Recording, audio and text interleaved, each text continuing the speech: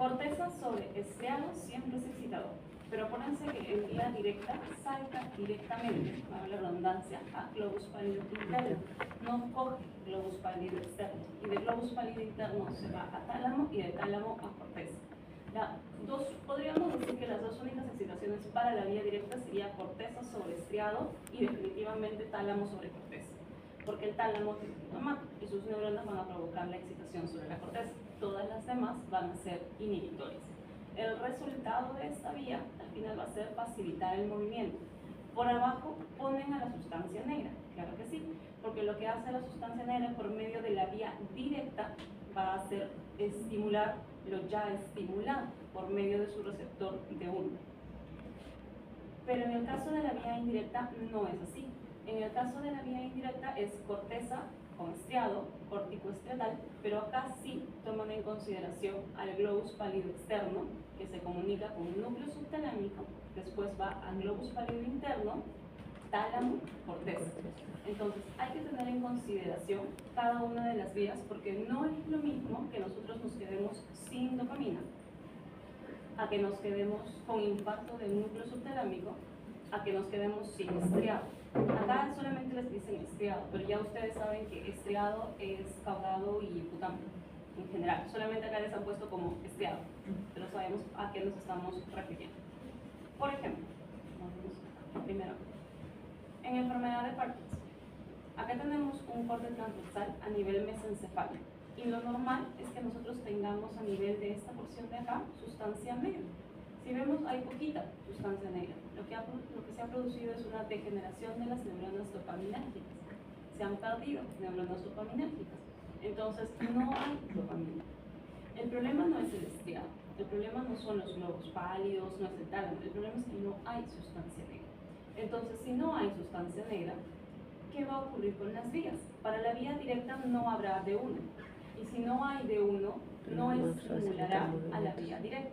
Por ende, la vía directa estará hipoactiva, porque no hay quien la estimule. Hipoactividad de la vía directa. Sin embargo, en la vía indirecta no habrá D2. Pero si lo pensamos, dentro de todo, la vía indirecta, lo que hacía la D2 es inhibir. Entonces, si yo me quedo con la D2, que era negativa, dejo a la vía indirecta solita. Y la respuesta solita de la vía indirecta era inhibir el movimiento. Entonces favorezco a la vía indirecta. La respuesta es que mi paciente con Parkinson va a estar lento, va a estar rígido. Lento, bradicinético, hipocinético, rígido. Ahora, existe una triada en el Parkinson, que es la bradicinesia, la rigidez y el temblor de reposo. La pregunta es ¿por qué hay temblor de reposo? Porque el tálamo solito, si no tomamos en consideración el tema de la dopamina, se puede comunicar con la corteza por las vías tálamo-corticales, y esas zonas de liberación tálamo-cortical son las que pueden generar por pequeños impulsos lo que es el temblor de reposo. No tiene nada que ver con la dopamina, el tema del temblor de reposo. El temblor de reposo es característico del parkinsoniano, el temblor de intención es característico del cerebeloso, o también un temblor fisiológico, pero el temblor de reposo es característico del paciente con Parkinson. Clínicamente, lo que debería tener un paciente con Parkinson sí o sí, para llamarse Parkinson, es la bradicinesia. El Parkinson puede existir sin rigidez, puede existir. El Parkinson puede existir sin temblor de reposo, puede existir. Pero el Parkinson no puede existir sin bradicinesia, porque la bradicinesia es el centro de todo, porque no hay dopamina. Ahora, es lo mismo bradicinesia que hipocinesia. Tal vez saliéndome un poquito del tema, no es lo mismo. Entiendo que eso se lo van a explicar en su clase práctica de fisiología, que les toca hoy día, que se ve movimientos involuntarios, pero no es lo mismo.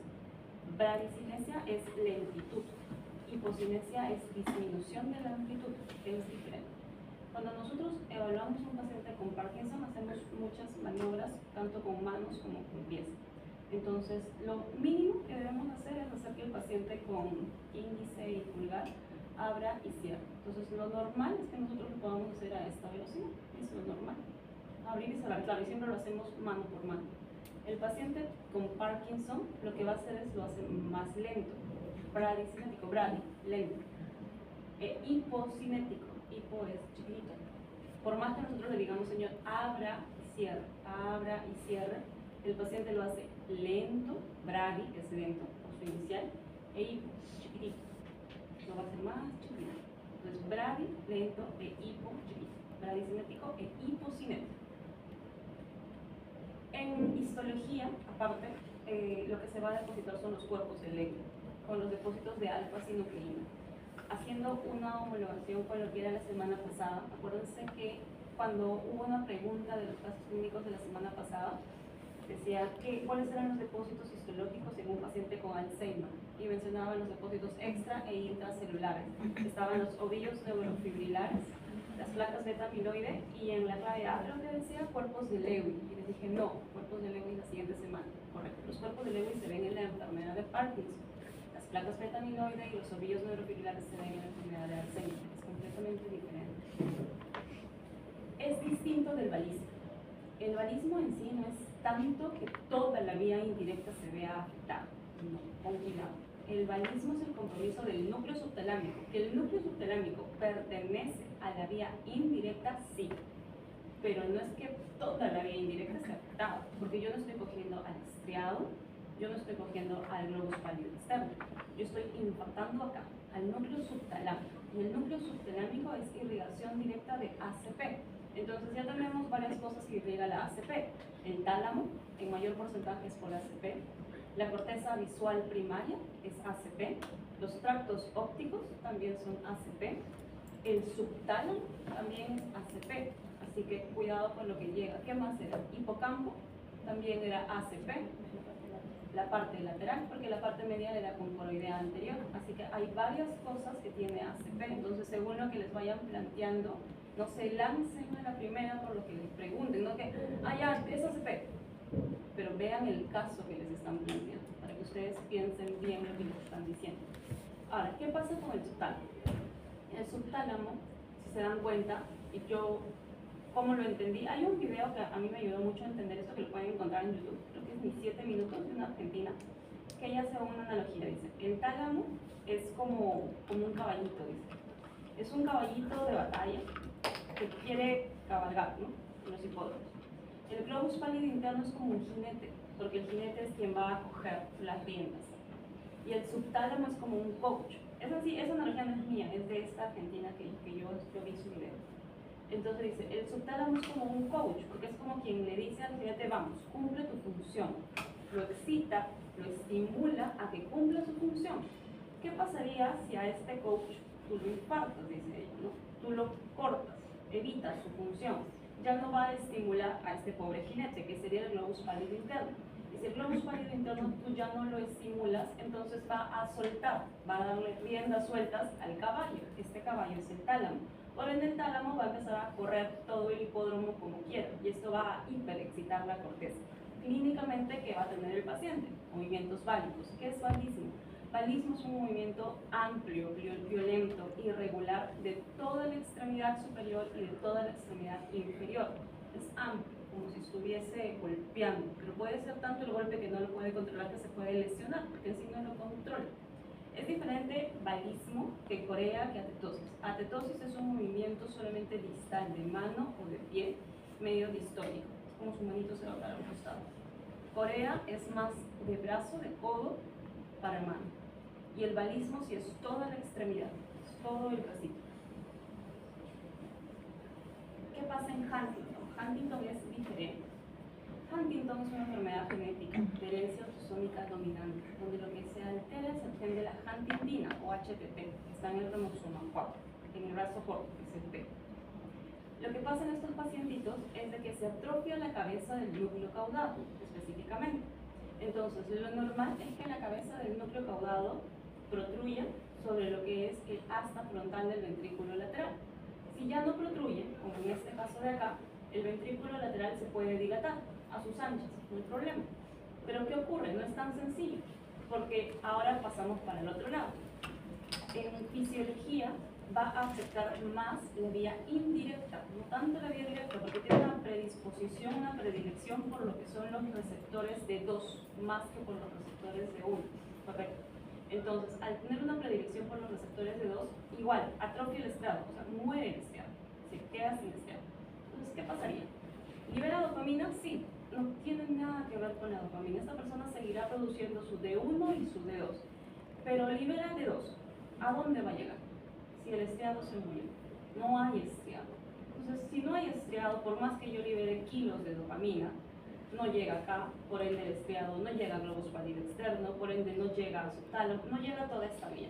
Y yo ya les dije, lo que me interesa al final de cuentas es, ¿qué pasa con el tálamo? ¿Va a funcionar más o va a funcionar menos? Al final es eso, lo que yo necesito saber es qué va a pasar con el tálamo. La vía indirecta, ¿cómo estará? ¿Hiperactiva o hipoactiva? Hipoactiva. Está hipoactiva porque no hay estriado. El estriado se murió, se atrofió. Entonces, si no funciona mi pobre estriado, deja suelto el tálamo. Y el tálamo, al dejarlo suelto, hace sus movimientos erráticos. Pero en este caso, son movimientos coreiformes, que es característico del paciente con Huntington. Ahora, los movimientos coreiformes no son como el balismo, que es de toda la extremidad, sino son solamente distales, pueden ser orofaciales. Además, es deterioro cognitivo y por otro lado, es manifestaciones psiquiátricas. Tiene esa triada característica. Si ustedes dicen, papá, mamá, tiene características similares y falleció a una edad muy similar del paciente, 40, 50 años, que también debutó con un cuadro psiquiátrico y con manifestaciones clínicas de movimientos anormales en carita, en los brazos. Y ya bueno, si ya les ponen que en imágenes tuvo atrofia de cabeza del núcleo caudado, piensen, no es una mala opción. Entonces, corteza dirige movimiento con vía corticoespinal, sí, pero ya hemos entendido ahora que por medio de ganglios basales nosotros vemos velocidad, vemos movimiento, vemos amplitud, vemos dirección de movimiento. Y acuérdense que todo tiene que pasar por tálamo, sí o sí. Nuevamente, balismo, el problema es en subtálamo, diferente a la corea, que el problema es en la vía D2, por eso es que en la D1 ni lo ha tocado en este diagrama. El problema es en la D2, en corea el problema es en la D2 específicamente. ¿Y qué es lo que hacemos con los fármacos antiparkinsonianos? Es interesante entender eso. ¿Qué pasaría si ustedes al paciente con corea le dan dopamina? ¿Se arreglará en algo el problema? No, porque su problema no es dopamina. El problema es su estriado.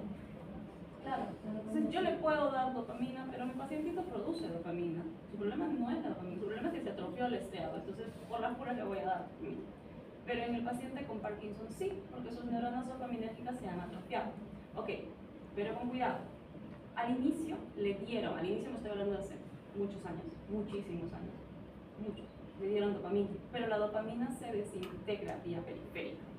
Para que pase la barrera hematoencefálica se da levodopa. La levodopa pasa y una vez que está adentro, por medio de la dopa descarboxilasa se convierte en dopamina. Y genial. Pero su tiempo de acción es chiquita, cortita. Así que si lo unen al carbidopa, esta va a favorecer que haya más tiempo de acción y dure más, por decirlo así, en el paciente. ¿Es el único fármaco? No. Hay otros como la senegilina, la mantarina, pero ojo, no curan la enfermedad. Acuérdense, si hacemos analogía con el paciente con Alzheimer. En el paciente con Alzheimer habían dos, bueno, son muchas teorías, pero habían dos teorías muy importantes. Uno era el déficit de neuronas colinérgicas frontales y el segundo era la liberación excesiva de glutamato. Los fármacos que estaban en la parte de abajo, en ninguna actuaban sobre los mecanismos, actuaban sobre la parte de abajo, actuaban sobre las consecuencias. Libero más acetilcolina, freno la entrada de calcio, pero los mecanismos seguían degenerando. Es muy similar acá, yo le doy dopamina, estoy tratando de frenar, pero las neuronas en sustancia negra se siguen degenerando. Esta enfermedad es progresiva, se deteriora el paciente clínicamente. No hay hasta el momento algo que frene, que cure, que se está investigando mucho, claro, pero todavía no hay algo que lo frene. Para repasar esta parte de acá de ganglios basales tenemos que ir a los quedos clínicos, pero primero, pues tenemos que saber.